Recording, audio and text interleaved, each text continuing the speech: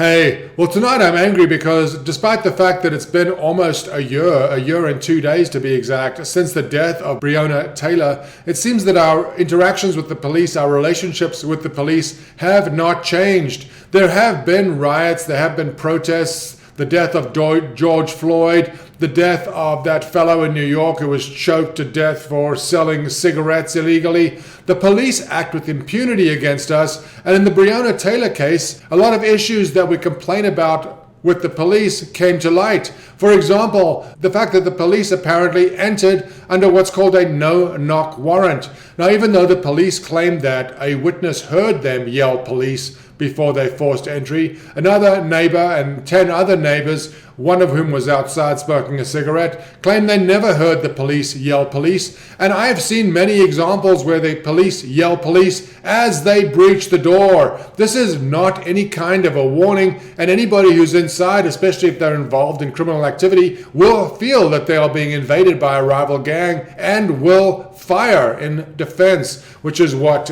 Kenneth Walker, Breonna Taylor's boyfriend, claimed. He claimed the police never yelled police. The 911 call that was placed shows that the occupants, Breonna Taylor and Kenneth Walker, did feel that they were under assault from unknown assailants, and Kenneth Walker's decision to fire on these assailants seems quite reasonable to me. Obviously, we have to weigh officer safety against citizen safety, and the problem seems to be that there is no weight given to citizen safety whatsoever. These officers were conducting what's called a no-knock raid. It's become acceptable for officers to breach a house, to barge into a house, to knock down the doors without any kind of warning at all, because these quote-unquote no-knock warrants are designed to shield officers from danger, are designed to help apprehend suspects before they've had a chance to flush drugs down the toilet, for example. But these no-knock raids also carry the enhanced risk that the occupants of the house have no idea who is breaching the doors.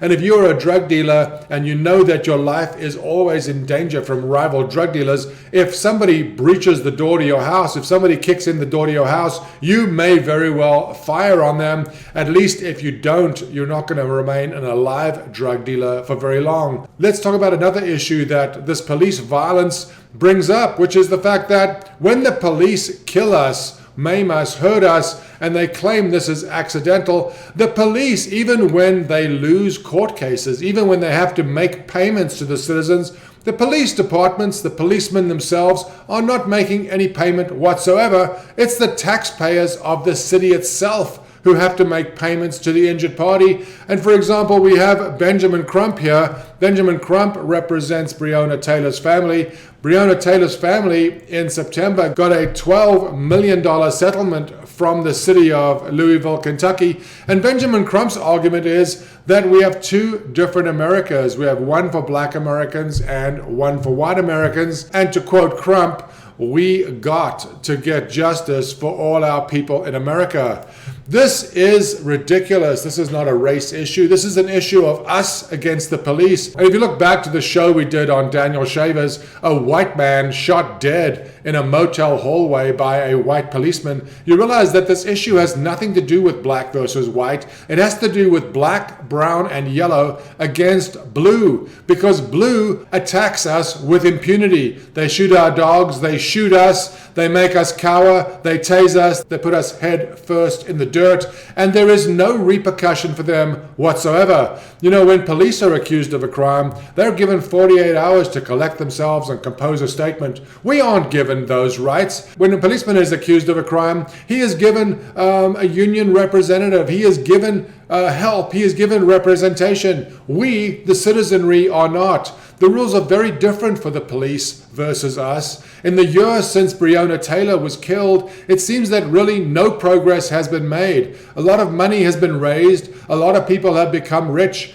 I mean, Breonna Taylor's family got 12 million. George Floyd's family got 27 million. There's definitely some discussion as to whether George Floyd was murdered by Derek Chauvin or not. Derek Chauvin did have his knee on George Floyd's neck, and it did initially seem that that had caused his death. But when you find out, number one, that George Floyd had a tremendous amount of drugs in his system, including a potentially lethal dose of fentanyl, and you look at the fact that the police department, their recommended method of subduing a suspect was the knee in the neck, then perhaps the issue is with the police department's training and not with Derek Chauvin himself. How is Derek Chauvin supposed to get a fair trial when the city has just paid the estate of George Floyd $27 million for his death? I don't really have that much sympathy for Derek Chauvin. I have heard stories that he was an unpleasant individual while working in a nightclub. I don't know. It doesn't matter to our story whether Derek Chauvin and George Floyd had issues,